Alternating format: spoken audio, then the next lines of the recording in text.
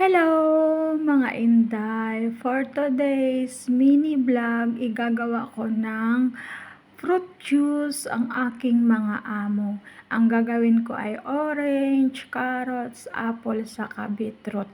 Paghahalo-haloin lang natin guys at medyo matrabaho ito. Let's go! Sunod natin gagawin mga Inday ay hihiwa-hiwain natin yung mga gagamitin natin tulad ng carrots, apple, beetroot, saka yung orange mamaya gagawin na din natin para mailagay natin sa blender para mamaya hindi tayo mahirapan na i-blend, 'di ba? Ito nga palang juice na aking ginagawa ay marami pala tayong mga makukuhang mga vitamins dito, guys. Katulad na lang ng orange, guys, mayaman siya sa vitamin C na maganda sa ating blood pressure. Saka yung apple naman guys ay maganda sa cholesterol, saka pang ano natin sa immune system. Ang carrots guys ay may source of beta-carotene na para maganda ang ating eyesight, yung ating mga mata. Siyempre may calcium din, saka may vitamin K para daw sa pang bones natin. Saka yung beetroot guys ay pang weight loss, saka pang fight sa anti-aging. Makakain nga ng maraming beetroot, charot. Kaya ito, piniprepare ko na talaga siya. At itong juice na to guys ay fresh na fresh, walang halong preservative, diba? Kasi homemade, pinaghirapan ko to guys, as in napagod talaga ako sa paggawa ng juice nito kasi sabi nga ng taga Manio sa akin, ito daw ay matrabaho kasi nakita niya ako one time na gumagawa.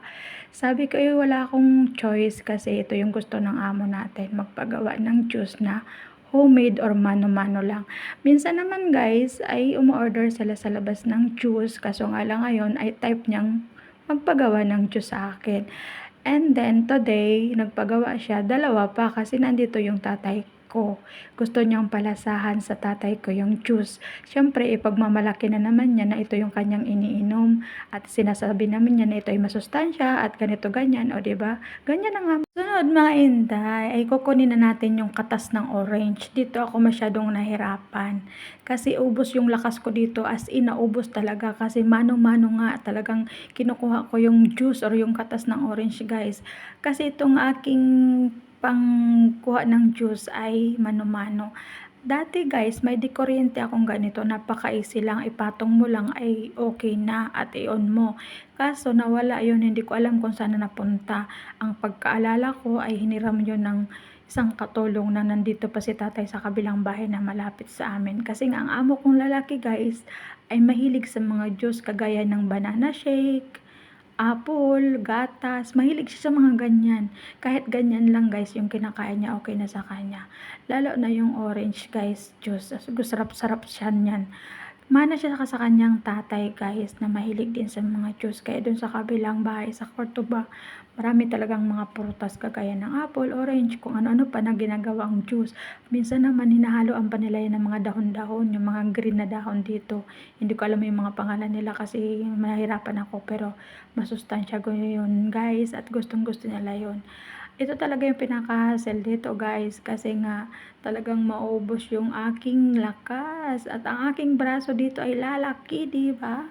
Sinabi nga sa akin ng driver dati nang nakita niya ako, sabi niya, bakit ganyan ka gumawa? Wala ka bang ganito ganyan? Sabi ko wala. Kaya no choice ako kundi mano-mano. Itong juice na aking ginagawa guys is masarap ito. I-try nyo din para malasahan nyo at saka sobrang masustansya, diba? Marami tayong benefits at sustansya na makukuha sa paggawa ng fresh juice kasi walang mga halong mga chemical kasi nga fresh at homemade pa, o diba? Kaya yung mag-iinom nito ay mag-i-enjoy talaga. Pagkatapos kong kunin yung katas ng orange, nilagay ko na sa mga hiniwa kong prutas kanina. At ito na guys, i-blender ko na siya, diba? Ganito lang naman ang gawain yan. Puro dito di kuryente, yung paggawa lang ng orange ang hindi. Pag na-blender na natin, kailangan as in durog na durog para marami tayong makuhang katas, diba? Masarap to guys. O tingnan nyo yung kulay, ang ganda. Ang sarap sa mata ng kulay ng juice. Nag-aagaw yung pula-pula. Nangibabaw ka guys yung kulay ng beetroot. May nabasa ako na ang beetroot daw ay anti-aging. O diba? kumain tayo ng maraming beetroot guys para hindi tayo tumanda. Charing! Sunod ay na-blender ko na siya, ay gagawin natin ay sasalain natin guys para makuha natin ang katas. Ito yung pinakamatagal at pinakamatrabaho na sitwasyon kasi nga paulit-ulit ko to guys na ginagawa. Una, ganito, 'di ba? Kukunin mo yung katas, tapos syempre may mga nakakasabay-sabay pa diyan, mga durog-durog. Kailangan naman ibigay natin or i-serve natin yan sa amo natin na hindi maganda. Siyempre gusto natin ng magandang kalabasan, gusto natin yung perfect, para naman matuwa sila guys, 'di ba? Ganito yung aking ginagawa pag gumagawa ko ng juice. Kaya kapag nagkakasabay sila ng magnanay, humingi, ay talagang nahihirapan ako. At for today, ay dalawa yung gagawin ko guys. Kasi tig-isa yung amo kong babae, saka yung amo kong lalaki. Kasi nandito siya matutulog. At bago ako paakyatin, nagpagawa ng juice, o diba? Pag natapos na natin to guys, isala, ay ulit-ulitin pa natin yan isala. Hanggang sa mawala na yung mga durog-durog or yung talagang pure na nakatas yung makuha natin. Itong kulay talaga ay masyadong mapula. Nangingibabaw talaga yung kulay ng beetroot guys. Siguro pag may kulay puti ka na damit nito, talagang magmancha. Katapos mga inday doon sa malaking salaan, sinala ko na siya sa maliit na salaan. Kasi ito kasing maliit na salaan, maliit yung mga butas niya. Kaya talagang nakukuha yung mga tira-tira o yung mga durog-durog na mga sa natin, sa pagka-blender. Kaya ito yung aking pangalawang ginagawang pangsala, o diba? Diba puro ako pagsasala yung ginawa ko kasi nga gusto natin na maging smooth ang ating juice for today. At alam nyo, kapag ito i-order nila sa restaurant or sa mga bilihan, ito ay napakamahal. Kung wala silang 2 KD or 1 KD mahigit, ay hindi sila makabili ng mga ganitong juice.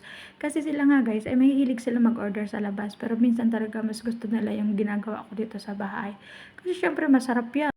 Natapos na ako sa pagsasala guys. O diba, ilalagay na natin sa baso. Tig-isa sila ng baso ng mag-asawa. Kaya ito, partner pa sila ng baso. Parehas pala yung baso nila guys. O diba, finish na ang ating fruit juice, yung homemade fruit juice na masarap. Alam nyo, minsan tinitikman ko din ito, masarap talaga pala, matamis siya guys, kahit ganun lang, siguro dahil sa orange. At charan! Ready to serve ang ating juice. At ito na mga inday, dadaling ko na to sa sala kasi nandun sila sa sala nakatambay. Nanonood sila ng TV mag-asawa. At pag natapos ako dito, tapos na ang ating trabaho, pwede na akong umakyat. And then, may enjoy na nila yung ating juice.